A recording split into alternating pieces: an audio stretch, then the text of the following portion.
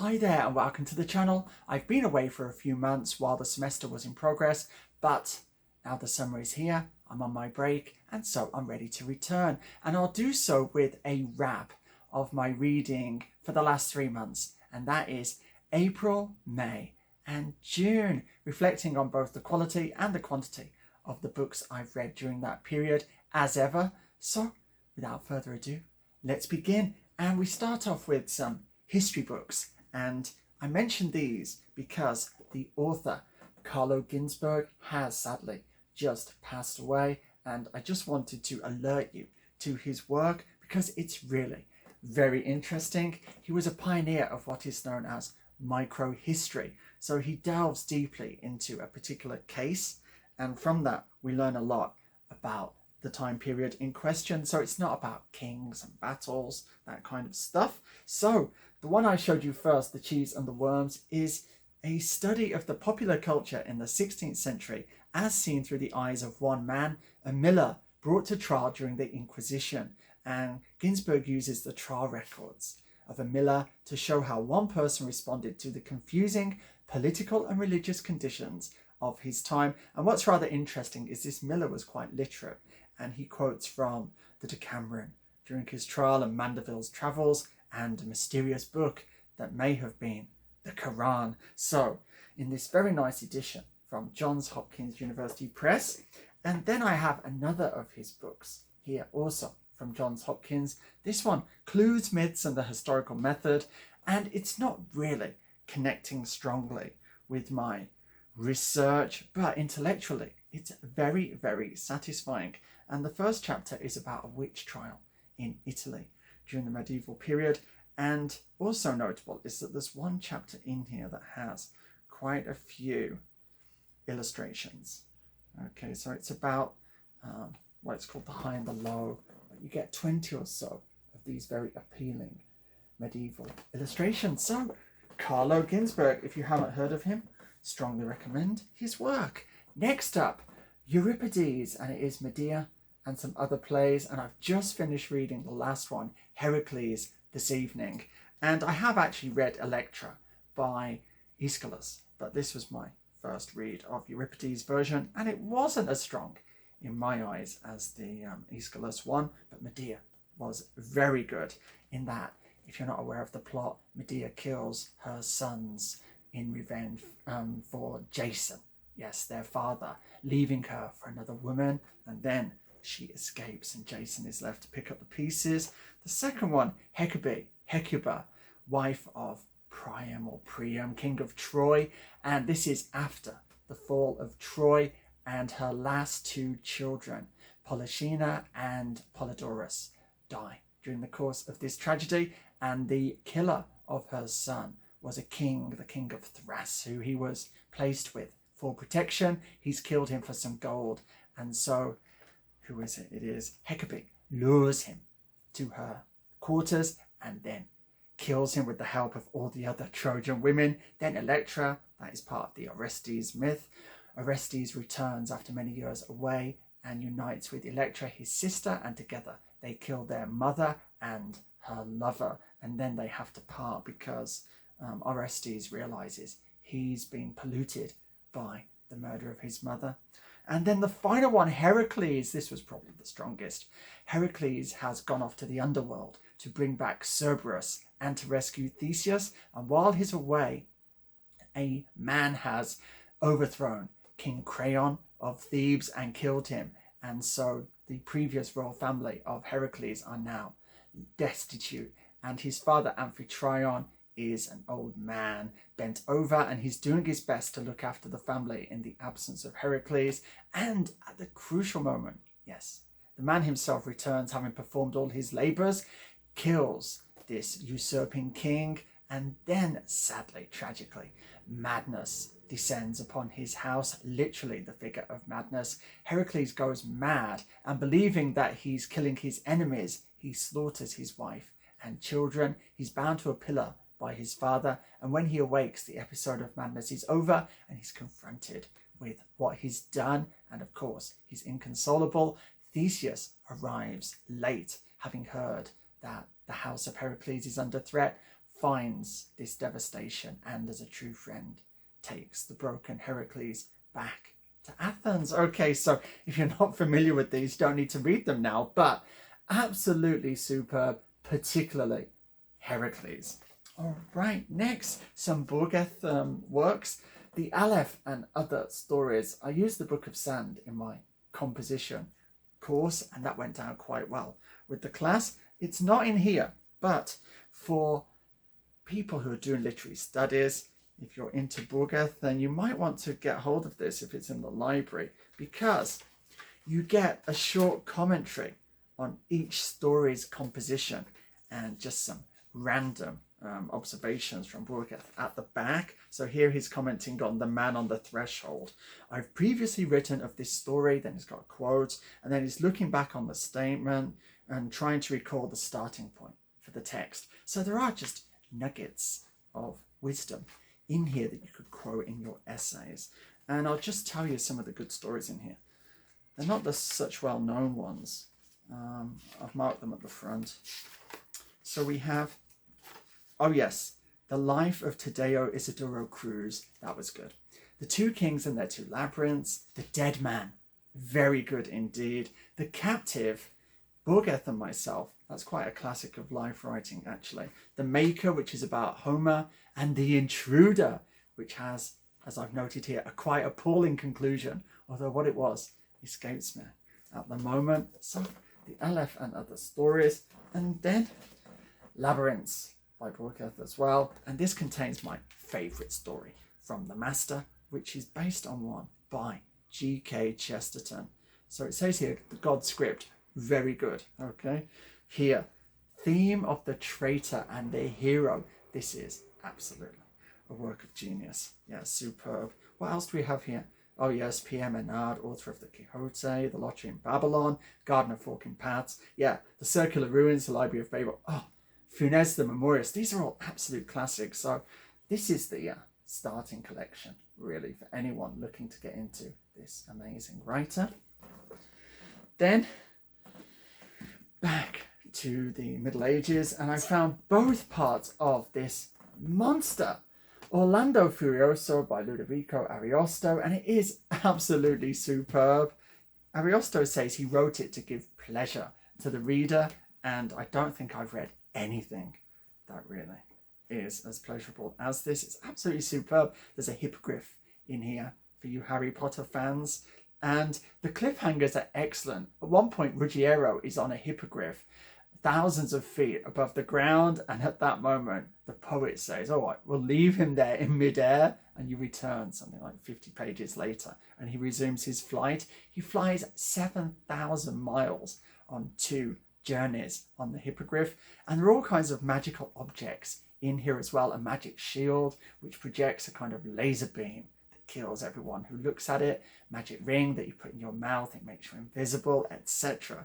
It's just brilliantly done, and there are kind of 2 main love stories going on. That's right, there's Ruggiero and Angelica, and then there is Orlando and Bradamante. I may have got the romantic partnerships mixed up, as the characters do at various times. And then in the background there is Charlemagne's campaign against the pagans. So yeah, I strongly recommend this. I'm about 300 pages into book 1. Oh, I should also note that for anyone who's into Shakespeare, an indirect source for Much Ado About Nothing is Canto 4 and 5 of Part 1 of Orlando Furioso, and it's brilliantly told. I strongly recommend reading this if you're into Shakespeare at all. And then there are other stories which are culled from Apuleius, the Golden Ass. So I've just got to that one.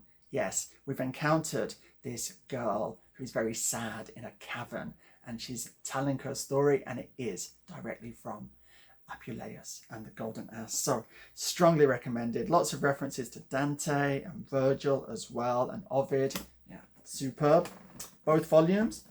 Then I've carried on ploughing through Don Quixote. I'm reading a lot of big books concurrently at the moment. I used to just read one big book at a time, but now I simply don't have the time I can set aside to do that. So I just tackle a whole bunch of them together. This actually owes a considerable debt to Orland Furioso. What do we have next? Freud. And this is an excellent collection. It's the Wolfman and Other Cases. And there's one very short piece in here I just want to mention, because I read it and it's like Freud has taken an x-ray of my personality. Yeah, exceptions. 324 in here. It's just awful reading it and realizing that you're not anything particularly original. Everything about the way you think is just the result of some early childhood experience. But yeah, Freud. And it also has his writing on Macbeth and Richard III in here. Great picture on the front. Yes, Max Ernst. Okay, so there is a Leonora Carrington connection there, because of course Ernst and Carrington were an item. I'm mentioning Carrington because she was also some of my reading in the last 3 months, because I featured her short story, The Debutante, on my composition course, and that necessitated reading 2 biographies of her as well by Joanna Moorhead. I strongly recommend those 2. I'll put links to them in the description. Now something very different, amazing cover here by Thomas Hafner, Lucifer. Yeah, that is superb. And it's Blaise Cendrars with Moravagine. And this is such an antisocial work. People into Thomas Bernhard, actually, if you haven't checked this out, I sincerely recommend it. It's about a medical student who goes off to a psychiatric institute as an intern, and he frees a murderous madman, and they go on an amazing adventure, and they penetrate various underground networks and foment revolution wherever they go. And right now they're in the Soviet Union and they're bringing about the Russian Revolution. It's absolutely superb. They need the occasional break while the madman kills a few people just to let off some steam. It's just superb, and I like a lot of the writing as well. It's not realism. It has a lot of moments where it just suddenly becomes very lyrical and poetic. So Blaise Cendrars, strongly recommended. I say semi-autobiographical. Yeah, that's another thing you have to note, is that Blaise Cendrars is one of those writers whose life was every bit as interesting as their work. Yeah. Then some Plato. I'm having to read this for my PhD qualifying exams. Not these texts actually, but because I've got a pile of Plato, I've been going through them. This was very unsatisfying, the Gorgias. But it does have the figure of Callicles, who prefigures Nietzsche's kind of view of Socrates. He's very cynical. He's a might makes right. He would be a Make America Great Again Republican Donald Trump voter in this era or age. Yes. So that was interesting, the figure of Callicles, but no, on the whole, not that gripping.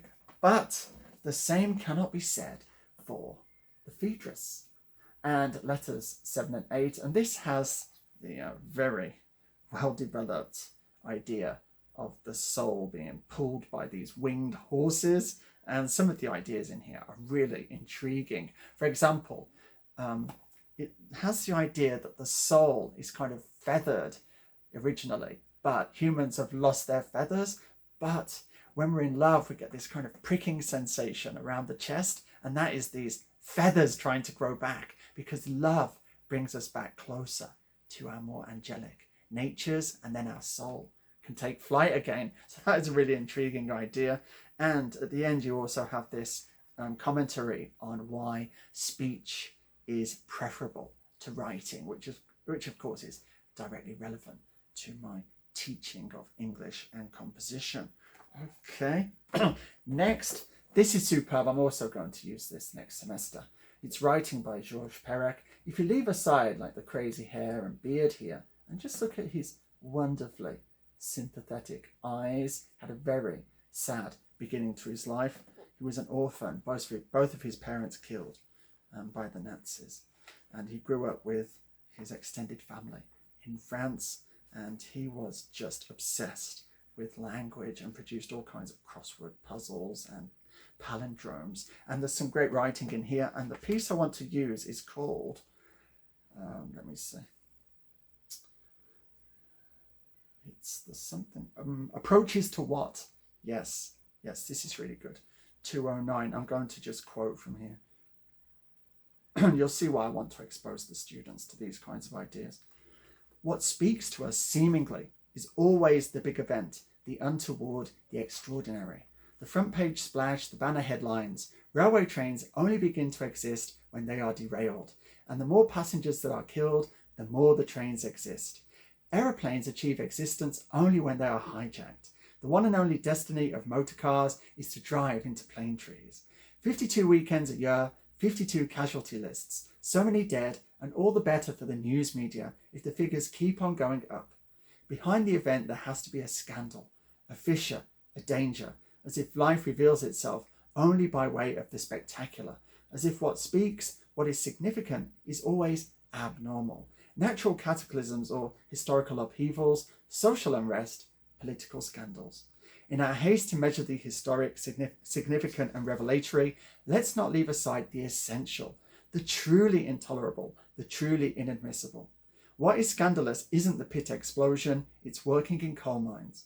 Social problems aren't a matter of concern when there's a strike, they are intolerable 24 hours out of 24, 365 days a year. So, wonderful writing and a great view, a kind of sideways view of reality. And he's very good at noticing the things other people don't notice. All right, so once again, Georges Perec, part of the Oulipo group, famously wrote a novel that did not feature the letter E, yes, and also Life, a User's Manual, which I have somewhere in the room. Then I read 2 Walter Scott novels. So we have one here, Old Mortality, beautiful, beautiful picture there on the front. Detail from Portrait of a Gentleman by Robert Walker. Christie's Images, 1989. Okay, so someone purchased that. This one's set in Scotland and it's really enjoyable. And it's about conflict between people who are loyal to the old ways of doing things. And because of that, they're opposed to the new king. And I really like Scott when he's writing about Scotland. So I'm enjoying this. Like I say, I'm halfway through. There's a love story in there as well. This one, Kenilworth, set in England at the time of Shakespeare. Queen Elizabeth is central to the story, and so is William Shakespeare. Well, not central, but he does appear. And Sir Walter Raleigh as well. And I really enjoyed the opening half, but as it gets towards the climax, it's a tragedy, becomes more and more unsatisfying or dissatisfying. And it does have an excellent villain, Richard Varney, and you really can't wait for him to finally get his comeuppance. It doesn't really happen until right at the end, and I have to confess, I didn't finish this one. I just could not bear to see poor Amy Rosbart sacrificed at the end, murdered by Varney and his cronies. Oh dear, I really wanted a happy ending. So Kenilworth, not my favourite novel by Sir Walter Scott. And then 2 literary studies texts to finish. Franco Moretti, and this is his Atlas of the Modern European Novel. This is superb. If you're into literary studies, I seriously suggest getting hold of this. The clever idea is he uses maps to kind of trace the geography of the novel, not only the spread of the novel as a form, but within texts as well. And he comes up with this idea that the geography of a novel has a link with its style and its plot. And he's quite persuasive, actually. And if you're into Jane Austen, there's a section about Austen. There's also stuff about Walter Scott's Waverley. And it's just a great book, and it's full of interesting uses of data and maps. It's very innovative for literary studies and also very readable. 200 pages, I read it in a day. That's how gripping it was, so I strongly recommend that. And then, sort of building on Moretti's insights, but not as enjoyable, is this, The Literary Channel, The International Invention of the Novel. Now, I should be its perfect reader, because it's all about the linkages between the French novel and the English novel, but it's just not that enjoyable in truth. It's just the writing. It's just kind of not very graceful. There's one chapter that's quite interesting on the detective novel and tracing French figures in English detective novels. So yeah, that touched on a lot of kind of texts that I'm interested in and some I hadn't heard of before. But as I say, only as someone really dedicated to their literary studies, whereas Moretti could be read by a general audience. All right, so forgive a few of my stumbles in my speech in this video. I don't know why I'm tripping over my words, apart from the fact that it's incredibly hot and humid here in Taiwan this week. But I think I've done a fairly comprehensive job of leading you through my reading over these 3 months. As you can see, not as much as usual. And I'm just looking back through the stack because I have to choose my favourite for my book of the last 3 months. And it's going to be, I think you'll know what it's going to be. Can only be Orland Furioso, parts 1 and 2. I sincerely recommend getting hold of these. Of these huge masterpieces, this is one of the most satisfying I've read so far. Pure pleasure. It has to be said the translation is really good too, by Barbara Reynolds. It is poetry in its own right, whereas my English translations of the Divine Comedy, they're really unreadable as poetry. You're just reading it because you're picking up on what Dante wrote, but no, they don't really have much artistic merit of their own. But there's some stanzas in here which I thought those are really well put together, and only the occasional stinky one, which is amazing when you consider just how much Reynolds had to translate. So, book of the month for the last 3 months, if that makes sense, is Orland Furioso by Ludovico Ariosto. And that concludes this wrap. It feels good to be back. I did manage it in one take, but now I believe my work here is done. But